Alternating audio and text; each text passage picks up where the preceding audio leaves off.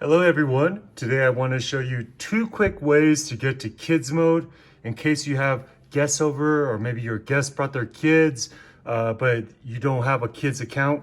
So without having to create a kids account, this is the fastest way to do it.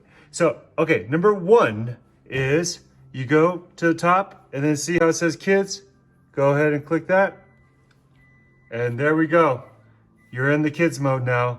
And then, so that means that you can leave the room or maybe pay attention to your guests and not have to worry about what the kids are watching. Okay, so that's the first way. And then it's easy to get out of it. You just go to exit. Now, say you're on your account and then you want to get to kids. The other way is just to go ahead and go to this where your profile is, go down to kids, push it, and there you go. You're on kids mode again.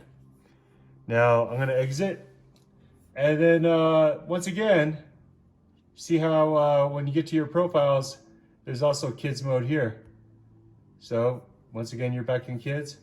And now, once you're done, once your guests leave, you can go ahead and push exit kids and go back to your regular programming.